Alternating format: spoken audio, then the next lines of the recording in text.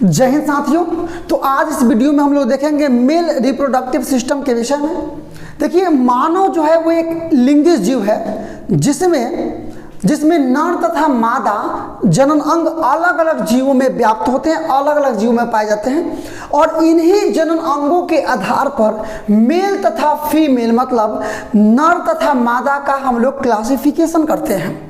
तो आज इस सेशन में मैं आपको बताना चाहूँगा मेल रिप्रोडक्टिव सिस्टम के विषय में, अर्थात पुरुष जनन अंग के विषय में। तो देखिए, सबसे पहले आप थोड़ा सा बात ये जान लीजिए कि जो नर है तो नर में जनन अंग और मूत्र नली दोनों एक ही में होता है, और जनन और जिसमें से वीर्य बाहर निकलता है वो और जिसमें से मूत्र बाहर निकलता है वो, इन दोनों को एक साथ मिलाकर के मूत्र सह प्रजनन नली कहते हैं। फिलहाल अभी हम लोग डेफिनेटली जानने की ये कोशिश करेंगे, हालांकि इस वीडियो को मैंने थोड़ा बहुत ही बेहतरीन ढंग से सजाया है जिसमें आप लोग जनन अंगों के विषय में तो पूरा जान ही जाएंगे, उसके अलावा कौन कौन से अंगों का क्या क्या कार्य है इस वीडियो के माध्यम से हम लोग हर चीज़ों को कवर करेंगे। तो आइए अभी हम आपको दिखा रहे हैं। तो सबसे पहले आपको क्या ध्यान देना है, मेल रिप्रोडक्टिव सिस्टम।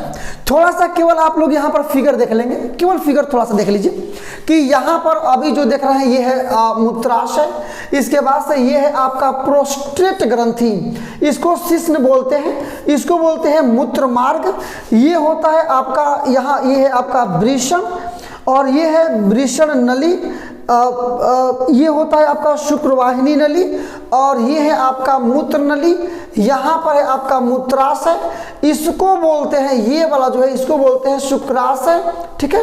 और यही जो ये जो अखरोट के आकार की आकृति आपको दिखाई दे रही है इसको बोलते हैं प्रोस्टेट ग्रंथि। अब यहाँ देखिए थोड़ा सा आप लोग, हाँ इसको मैं थोड़ा सा नीचे स्क्रॉल करूँगा इसको और फिर मैं आपको इसको क्लियरली इसको समझा पाऊँगा मैं, तो यहाँ से आप लोग देख लेंगे। अब चलिए आइए बारी बारी से इन सब अंगों के कार्य आप लोग देखेंगे। तो सबसे पहला इसमें जो अंग आता है, जो सबसे इसमें पहला अंग है जहां पर निर्माण होता है वृषण का, ठीक है, ये देखिए ये है आपका वृषण। वृषण एक अंडाकार रचना है जिसमें शुक्राणुओं का निर्माण होता है और शुक्राणु ही नर जनन अंग के प्रमुख कण है जो निषेचन की क्रिया में भाग लेते हैं और संतान उत्पत्ति की प्रक्रिया को अंजाम देते हैं। तो ये अंडाकार है जो कि दो होता है पुरुषों में, इसको बोलते हैं वृषण। अब वृषण जो है वो चारों ओर से एक आवरण से ढका होता है और इस आवरण को बोलते हैं हम लोग वृषण कोश। वृषण चारों ओर से एक आवरण से ढका होता है, उसी आवरण को बोलते हैं वृषण कोश।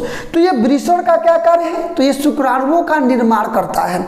तो इसके बाद से वृषण कोश का क्या निर्माण है, क्या उपयोग है, तो ये शुक्राणुओं को प्रोटेक्शन देता है, अर्थात शुक्राणुओं का मतलब क्या, वृषण को प्रोटेक्शन देता है। ये एक ऐसी रचना होती है जो जाड़े में सिकुड़ जाती है, जाड़ा ठंडा पड़ने पर, और गर्मी होने पर फैल जाती है। इसका प्रमुख कार्य है अंदर वृषण को सुरक्षा प्रदान करना और स्टेबिलिटी प्रदान करना, मतलब एक जगह पर रखना, क्योंकि अंदर जो शुक्राणुओं का निर्माण हुआ है उस निर्माण के लिए सामान्यतः पूरे शरीर के तापमान में वृषण का तापमान कुछ कम होना चाहिए, तभी जाकर के शुक्राणुओं का निर्माण हो पाएगा। तो ये काम है वृषण कोश का, जो कि शुक्राणुओं में तापमान को कम बनाए रखता है, साथ ही साथ पूरी वृषण को जो है वो एक अस्थायी जगह बनाता है। इसके बाद से वृषण में जब शुक्राणुओं का निर्माण हो जाता है तो ये शुक्राणु जिस नली से होकर के ऊपर बढ़ते हैं, मतलब इसको कहाँ पहुँचना है, तो इसको घूम फिर करके यहाँ पहुँचना, यहाँ का मतलब कहाँ इसको पहुँचना है, इसको पहुँचना है शुक्राशय में। तो इसका परिभाषा आप क्या देंगे शुक्रवाहिनी नली का, तो वृषण से शुक्राणु निकलकर जिस नली से होते हुए शुक्राशय तक पहुँचते हैं उसी नली को बोलते हैं शुक्रवाहिनी नली, अर्थात यह वृषण से शुक्राशय को जोड़ने वाली एक नली होती है। इसके बाद से इस नली से होते हुए ये जो देख रहे हैं कहाँ तक शुक्राणु पहुँच गए हैं, तो ये पहुँच गए शुक्राशय तक। अब शुक्राशय क्या होता है, एक ऐसी थैली है, इसका परिभाषा आप क्या बोलिएगा, कि एक ऐसी थैली जहाँ पर जाकर शुक्राणु एकत्रित होते हैं तो उसको बोलते हैं शुक्राशय। इसके बाद से पहले आप यहाँ देख लीजिए, एक अखरोट वाली ये जो आकृति है जिसको बोलते हैं प्रोस्टेट ग्रंथि, ये क्या करता है ना, यहाँ पर एक तरल पदार्थ का निर्माण होता है और ये तरल पदार्थ ही इसके साथ शुक्राणु के साथ मिल करके और शुक्राणु कोष में जाकर के जमा होता है, मतलब अब यहाँ जमा होता है, मतलब यहाँ से जो निकलता है ये दोनों मिल करके जो यहाँ पर तरल पदार्थ बनता है वो, और शुक्राशय में जो शुक्राणु है वो, ये दोनों मिल करके ही वीर्य का निर्माण करते हैं। किसका निर्माण करते हैं? तो वीर्य का निर्माण करते हैं। आपको परिभाषा क्या बोलना पड़ेगा प्रोस्टेट ग्रंथि का, कि एक ऐसी ग्रंथि जहाँ पर एक ऐसे तरल पदार्थ का निर्माण होता है जो शुक्राणुओं के साथ मिल करके बाहर आता है और शुक्राणुओं को ऊर्जा प्रदान करता है, साथ ही साथ गति प्रदान करता है, तो इसे बोलते हैं हम लोग प्रोस्टेट ग्रंथि। इसके बाद से दोनों मैंने क्या बोला कि एक में मिल करके वीर्य का निर्माण करेगा, और जब वीर्य का निर्माण करेगा तो ये शिश्न के माध्यम से होते हुए ये क्या बोलते हैं बाहर निकलेगा। तो इसमें अब इसमें भी कुछ क्लासिफिकेशन है। क्लासिफिकेशन क्या है? यहाँ पर उपस्थित है मूत्राशय, और जिस नलिया से हो करके वीर्य बाहर निकलता है इसी नली से मूत्र भी बाहर निकलता है। मानव में कहीं भी शुक्राणु नली और मूत्र नली अलग अलग नहीं है, बल्कि जहां से वो बाहर निकलता है दोनों शिश्न, इसको बोलते हैं शिश्न इसको बोलते हैं, सॉरी, ये यहां से लेकर के इसको यहां तक को बोलते हैं शिश्न। शिश्न एक बेलनाकार रचना है और जिसके बीच में एक नली होती है, इसी नली को बोलते हैं मूत्र मार्ग, और इसी मूत्र मार्ग से होकर के या चाहे मूत्र हो या वीर्य हो वो बाहर निकलते हैं। तो ये हुआ इसका पूरा सिम्टम, जहां से ये पुरुष जनन अंग जो है वो काम करता है, जिसको हम लोग मेल रिप्रोडक्टिव सिस्टम भी कहते हैं। मुझे उम्मीद है कि आपने इसको बहुत बेहतरीन ढंग से समझा होगा। कोई यदि आपके पास क्वेश्चन हो तो आप यहाँ पर आप कमेंट कर सकते हैं, डेफिनेटली आपके क्वेश्चन को जवाब देने का कोशिश किया जाएगा।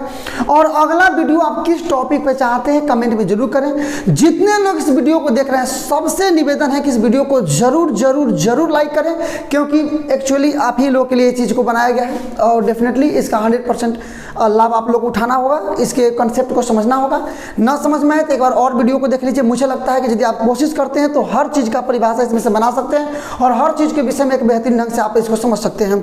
आप चाहें इनका परिभाषा लिखने के लिए तो मैं इसको नीचे स्क्रॉल करता हूं, आप चाहें तो यहाँ हर चीज़ का डिफिनीशन यहाँ अंकित है, आप यहाँ से नोट कर सकते हैं, जैसे कि अभी आप यहाँ देख रहे हैं।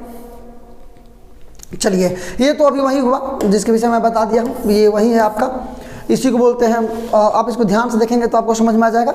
ये सारी रचना वही है, यही है आपका वृषण कोष बाहर से है, ये नली से होकर के यहाँ तक आ रहा है, सारा यही चीज़ है। आप चाहे तो इसको समझ सकते हैं, कोई दिक्कत नहीं है।